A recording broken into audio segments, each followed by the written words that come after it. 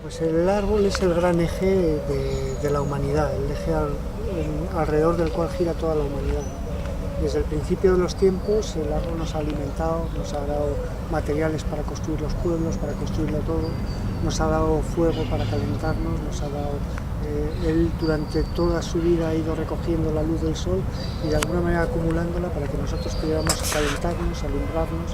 De alguna manera es el gran motor de desarrollo de la humanidad, que luego posteriormente, conforme nos hemos ido industrializando, ha seguido siéndolo, puesto que era también a partir del carbón, de la leña, se hacía pues, todo el mineral, se gestionaba el mineral de hierro.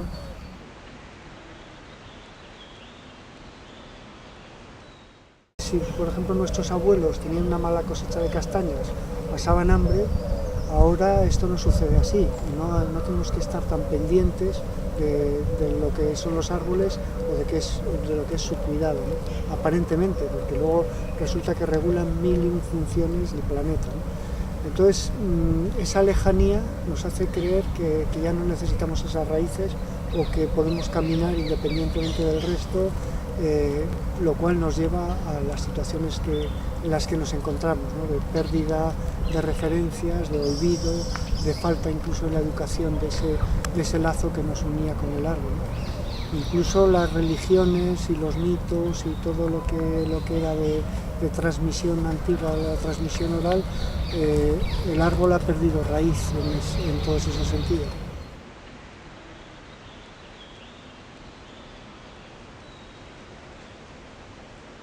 Bueno, pues inspira de 1000 maneras distintas. Yo creo que en mi obra bueno, está siempre presente el árbol porque es el motor esencial, es la raíz esencial de todo lo que yo hago, desde que empecé como carpintero a trabajar la madera, a respirar el árbol de alguna manera a través de 1001 formas de hacer, hasta que poco a poco me di cuenta de que también había otras conexiones como ese, por ejemplo, preguntar a los paisanos. A mí me interesa mucho lo que cuenta la tradición respecto a los árboles, en cada lugar, en cada pueblo.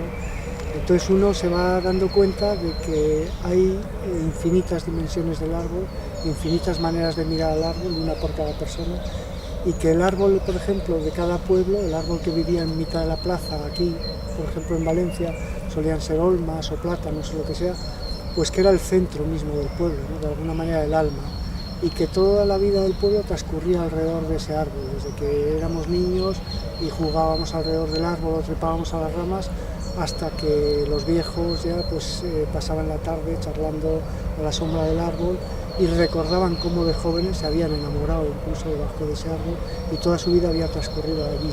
Hay un poeta que era, además es murciano, Ibn al-Arabi, era un poeta sufi que tuvo una influencia enorme en todo el mundo musulmán en el siglo XIII, porque también era teólogo, bueno, tenía muchos oficios, digamos, ¿no? Y este poeta tiene en uno de sus libros un pasaje precioso en el que habla de la mitología de la palmera. Y dice que cuando Dios creó a Adán, del barro con el que formó a Adán sobró un resto.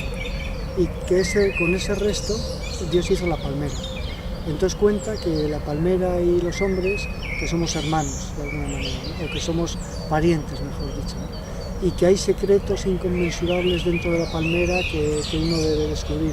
Hace una descripción en definitiva bellísima de la palmera, ¿no? Y cada pueblo, cada tradición, cada cultura tiene así sus historias sobre el árbol y por qué uno en especial era reverenciado. Cada uno tenemos nuestro árbol totémico, nuestro árbol favorito.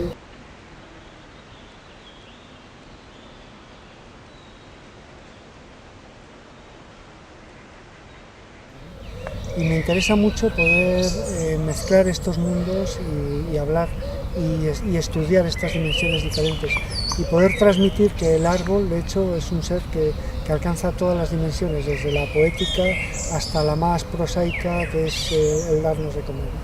Entonces, yo creo que comprender de esa manera el árbol y la naturaleza es echar raíces de afecto, de identidad y hacer que de alguna manera sea algo nuestro, ¿no? Hacer que entendamos profundamente lo que es un árbol y lo que representa para nosotros y lo que somos nosotros en definitiva al final, ¿no?